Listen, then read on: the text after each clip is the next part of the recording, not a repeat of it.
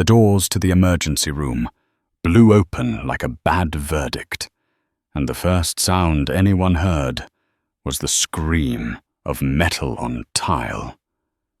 The gurney slammed through, sheets already dark, the smell of blood sharp and unmistakable. Someone shouted for space. Someone else cursed. A boot lay cut open, leather peeled back, a foot wrapped in gauze that was turning black by the second. "Careful," Michael Reynolds warned through clenched teeth, his voice low, dangerous. "Touch it wrong, and I swear," a doctor leaned in anyway, hands too confident, too quick. Pain detonated. Michael exploded. "Get your hands the hell off me," he roared, yanking against the rails. The monitors jumped, a nurse flinched, another took a step back without realizing it. The room froze in that brittle way it does when authority collides with fear. "Are you blind?" Michael barked, breath ragged, eyes wild. "Do you idiots have any idea what you're doing?" No one answered. They didn't need to. Minutes earlier, applause had filled a ballroom. A steel ramp had failed. Concrete had won. Now rage was the only thing keeping him upright. "Move," he said, quieter now, more dangerous.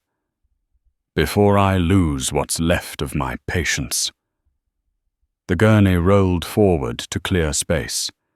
Wheels rattled past a medication cart. That's when he saw her. Blonde. Still. Unmoved. Emily Carter stood counting doses, eyes down, breath slow. No rush, no panic, just control. Michael stopped breathing. "Starlight," he said.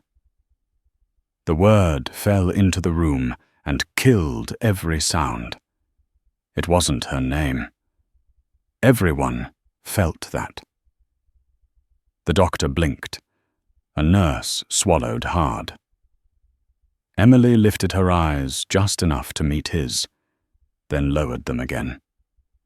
In that instant, the emergency room crossed a line it couldn't uncross. And nothing about this night was going to stay ordinary. Emily did not look at the man on the gurney.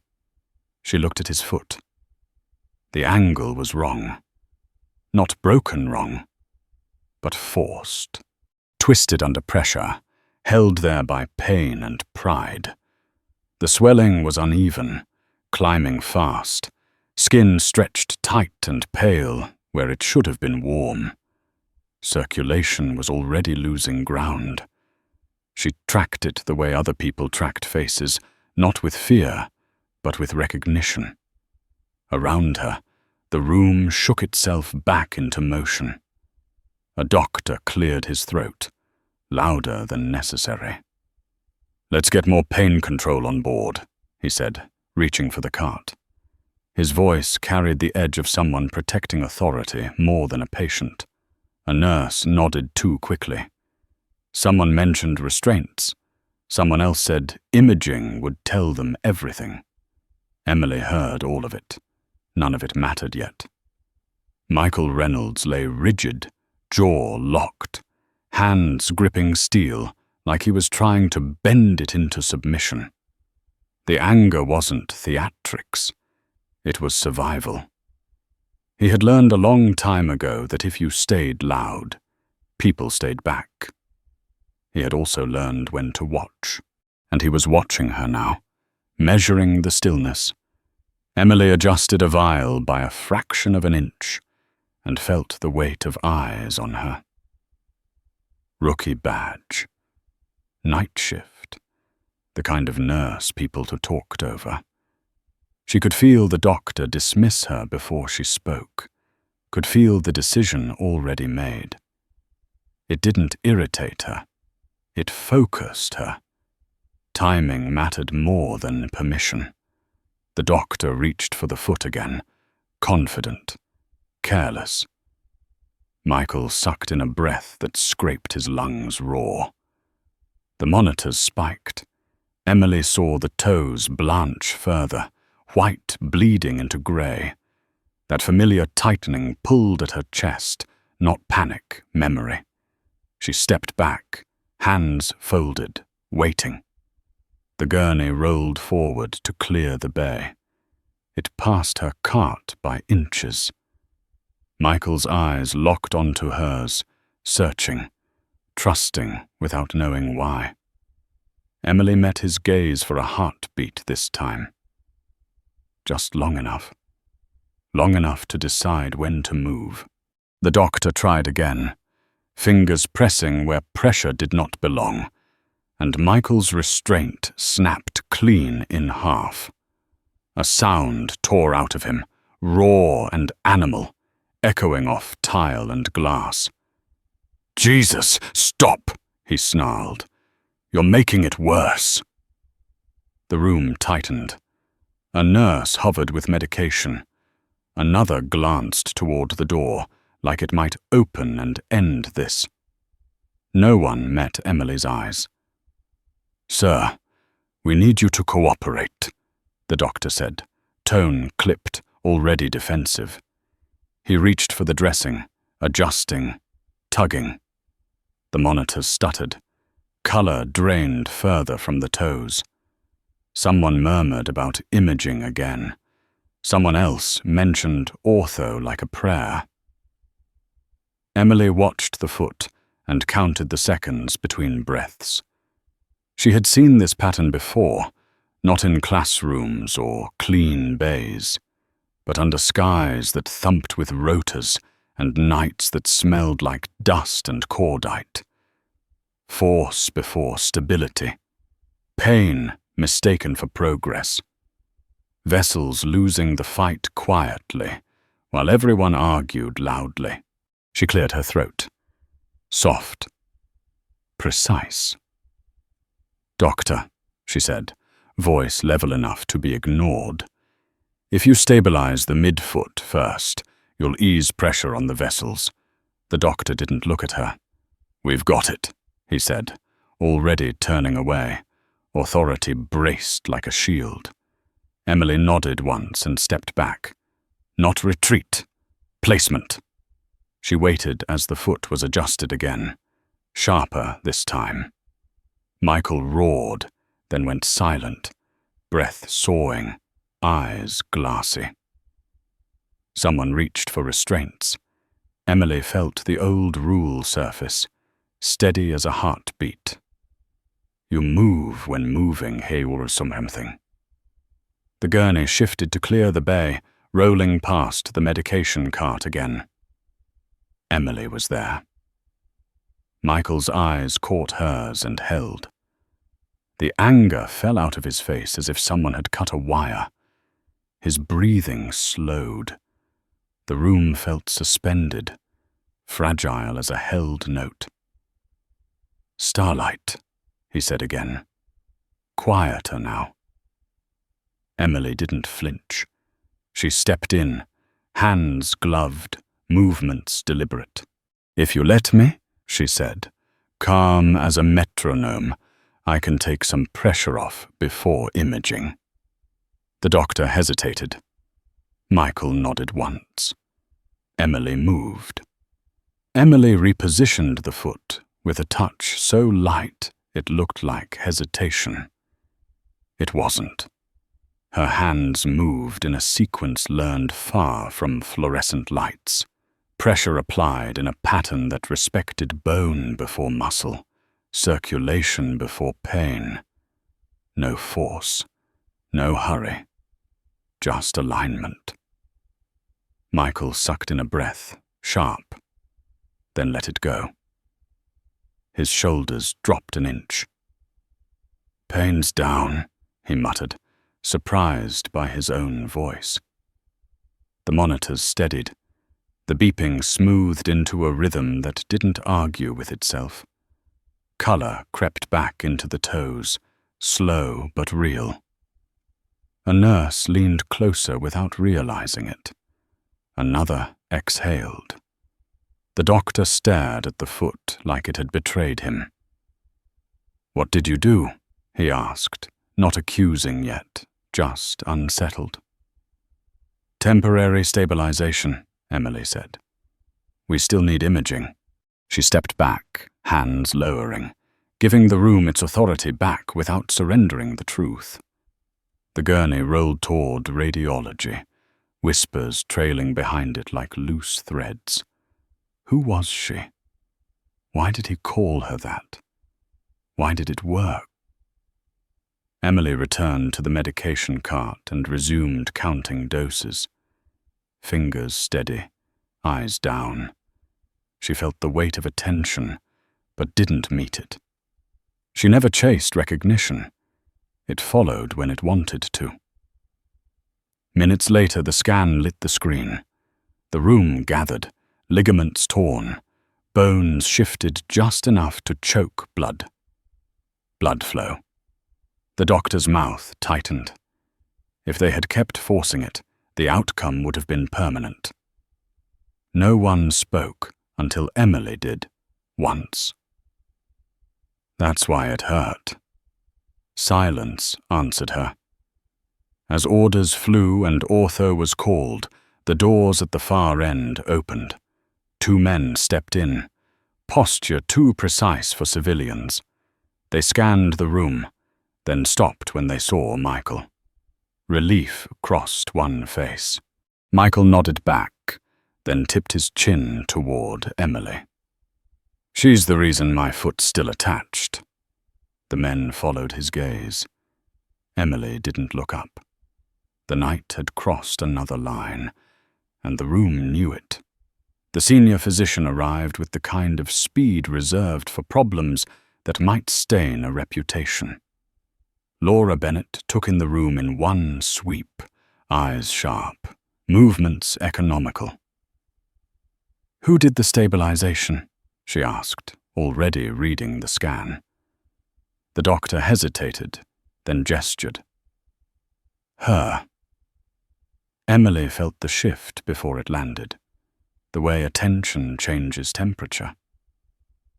Laura studied the image, then the foot, then Emily. No praise, no accusation, just calibration. "You reduced vascular compression before imaging," she said. "Yes. That technique isn't taught here." "Number." Laura nodded once, as if the answer had been expected. Orders followed, clean and decisive. Ortho was paged, transport readied. The room moved again. More uniforms appeared at the edge of the bay, quiet, controlled. They did not crowd. They watched. One leaned toward Michael. "Sir," he said softly. "Is that—" Michael didn't let him finish. "Starlight?" The word traveled without being loud. Emily felt it settle on her shoulders like a weight she hadn't asked for. As the gurney rolled out, Michael caught her eye. "You always were quiet," he said, a faint smile cutting through the pain. "Still are." Emily nodded. "You need surgery," she replied. "Good luck." The elevator doors closed. The room exhaled. Emily went back to work. Documentation, supplies, the ordinary acts that keep chaos from becoming history. She didn't notice the way eyes followed her, or how questions formed and died before reaching her. She didn't hear the whisper pass between 2 doctors, or see Laura pull up a file, stop, then look again. What Emily did feel was the sense of a line crossed and not erased. Somewhere between the gurney and the scan, a name had been spoken that belonged to a life she thought she had finished living. and as the operating floor swallowed Michael Reynolds whole, the truth he carried was already on its way back down. The operating floor smelled sharper than the emergency room, cleaner, colder, less forgiving. Emily stood at a side station, charting vitals as the doors to surgery closed, the red light clicking on with a finality that settled into her bones. The sudden quiet left room for thoughts she preferred buried. Starlight. She hadn't heard the call sign spoken out loud in years, not since she'd traded rotor wash for tile floors and learned how to sleep without boots by the bed. A senior nurse leaned in, voice low. "You okay?" Emily nodded without looking up. "Yes, ma'am." The nurse hesitated. "They're saying the injury's worse than the scan first showed." Emily paused, then wrote one clean line. "I know. How?" The answer came plain. "The foot told me." The nurse frowned, unsure what to do with that, and moved on. Down the hall, a cluster of uniforms gathered, men who knew how to wait without announcing it. They spoke quietly, eyes tracking doors, clocks. People. One glanced at Emily and looked away just as fast. Another didn't. Word travels fast in hospitals, faster among soldiers. A doctor approached with a tablet, tone careful now. "We're reviewing your stabilization notes," he said. "Where did you learn that sequence?" Emily didn't stop writing. "Overseas." "That's not an answer. It's the honest one." He studied her face, searching for bravado and finding none. "He recognized you." Emily lifted her eyes for the first time. He was in pain. "People say things." The doctor almost smiled. "He didn't say your name." "No." "Then what did he say?" Emily met his gaze, steady. A word that helped him stay alive once. The doctor walked away unsettled. Emily finished charting, checked supplies, hands calm. Inside, something old stirred, then settled. This wasn't that place. She wasn't that person anymore. Or so she told herself as the hallway held its breath.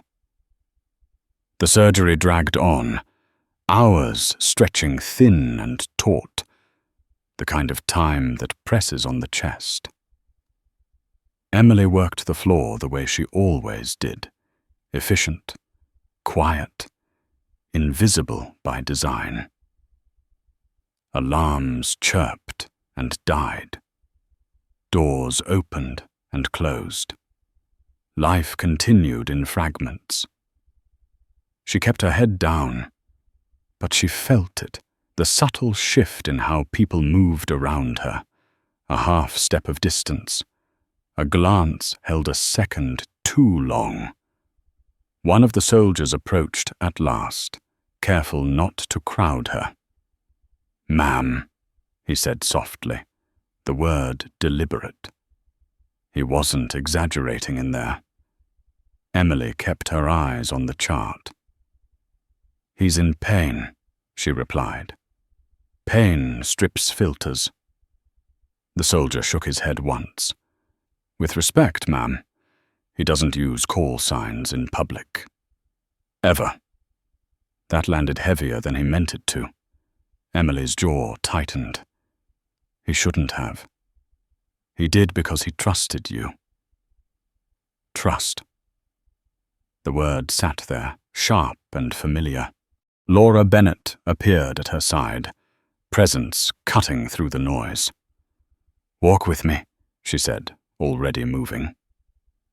They stopped by a workstation away from ears. Laura scanned the chart, then Emily. You stabilized before imaging. You anticipated compartment syndrome. Yes. That technique isn't civilian. Number. Laura studied her for a beat longer. Where did you learn it? Emily breathed in. From people who didn't have imaging. Laura nodded once. It worked. The doors to surgery opened. The surgeon stepped out, mask down, fatigue etched deep. We caught it in time, he said. Relief rippled through the hall. Michael was wheeled toward recovery, pale, alive. His eyes found Emily immediately. You still here? He asked. Yes, sir. Good. Emily stepped back to the edge again, but the edge was shrinking, and everyone felt it. Recovery hummed with low machines and softer voices, the kind of calm that felt earned. Michael lay propped up, color returning slowly, eyes clear despite the haze of medication. He watched Emily move at the edge of the room, precise, contained. You saved my foot, he said when she passed close enough to hear. Emily shook her head. The team did. Michael smiled faintly. You don't change. Laura Bennett stepped in before the moment could grow teeth. Sir, you need rest. Michael waved her off with the hand that still worked perfectly. 1 minute. He looked back at Emily. That technique, he said. You didn't learn it here. No, sir. Thought so. The words weren't accusation. They were confirmation. Outside the bay, uniforms gathered without spectacle. No demands, no raised voices. Just presence. A man in a suit joined them, too sharp for a hospital. Posture military under civilian cloth. Laura noticed him immediately. So did Emily.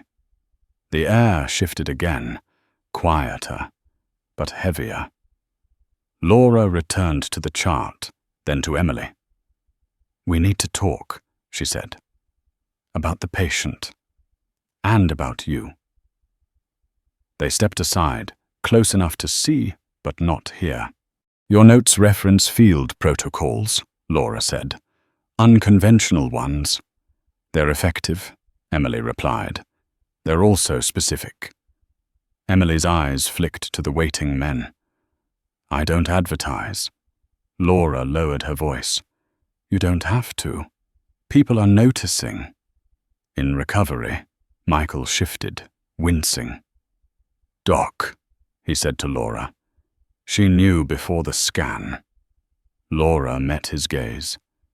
She did. You should listen to her more. Laura allowed a thin smile. I planned to. Emily returned to the periphery. That was where she belonged. But the periphery was closing in, and the night wasn't done asking questions. The conference room had no windows, by design. Privacy, control, decisions made without daylight. Emily took the chair nearest the door without thinking, an old habit that never quite leaves the body. Laura Bennett sat across from her with a tablet. The hospital administrator joined them, posture rigid, smile practiced.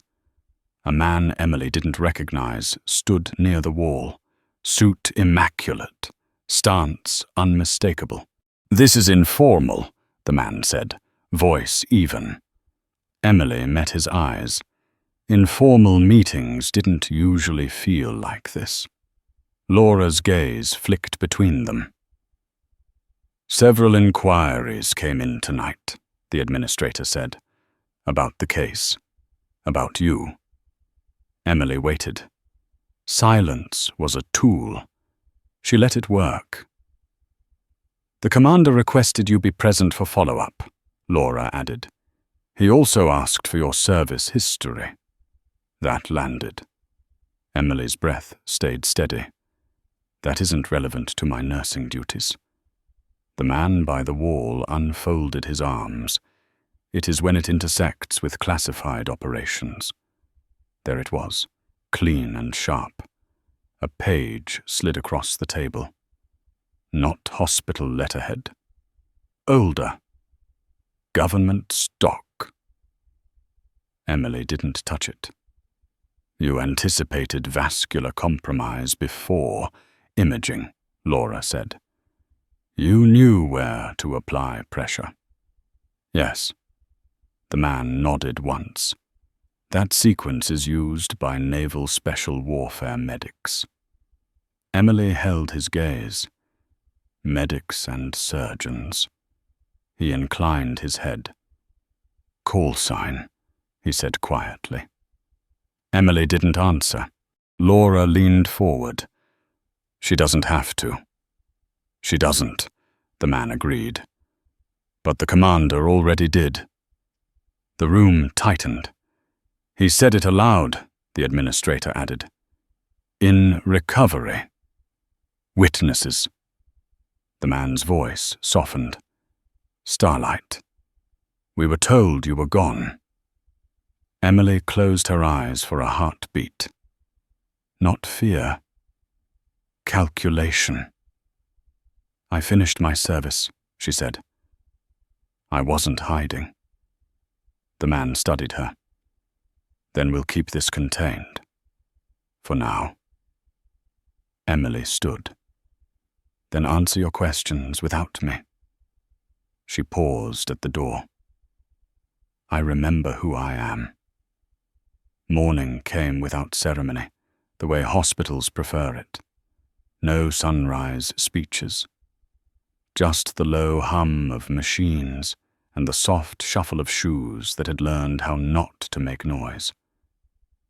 Emily finished her rounds early, charts signed, meds checked, patients settled. Control where you can. Chaos will find the rest. Recovery was different now. Michael sat upright, foot elevated, wrapped tight. The damage clear in daylight. He looked smaller without the gurney, but no less contained. You're early, he said. I always am. He nodded once, then glanced toward the door. They're coming. The words tightened something in her chest before she could stop it. The doors opened, and the hallway changed temperature. 6 men stepped in, quiet, deliberate, filling the space without sound. No weapons, no armor. Dress uniforms pressed sharp, boots polished enough to catch the lights. Conversations died mid-sentence. A nurse froze with a clipboard half raised. A doctor forgot where he was going. They lined up at the foot of the bed. Their leader, weathered eyes, took in the room, then looked at Emily. Recognition flickered. Not surprise. Recognition. Permission, he said to Michael. Michael inclined his head, grunted. They turned as one and raised their hands in a clean, unmistakable salute. Not for the man in the bed, for the nurse in light blue scrubs, standing alone by the wall. The world held its breath, held its... Emily did not return it. She stood the way she had been trained, shoulders square, eyes steady, receiving without claiming. The leader lowered his hand first.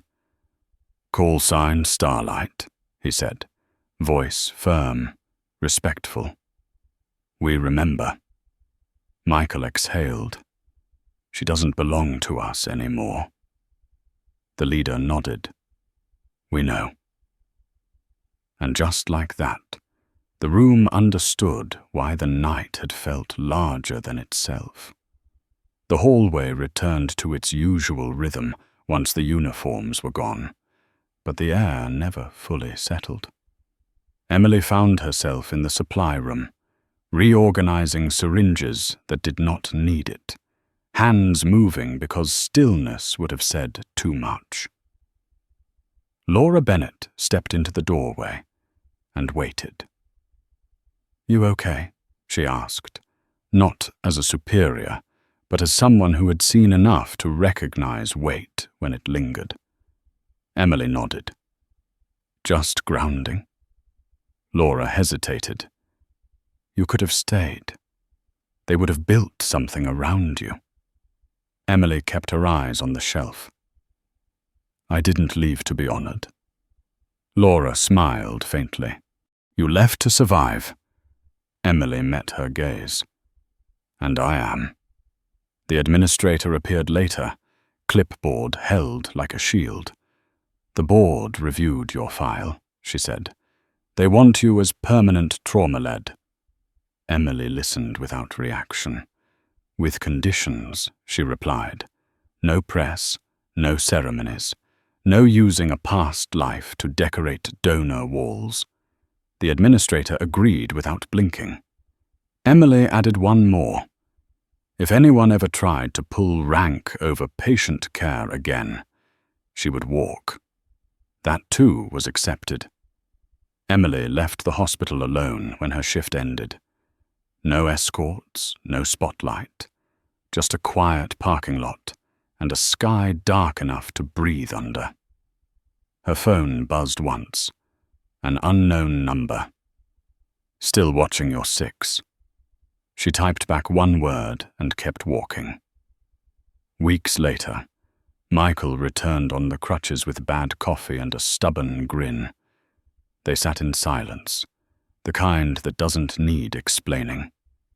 As he left, a young nurse hovered nearby, eyes wide with something like hope.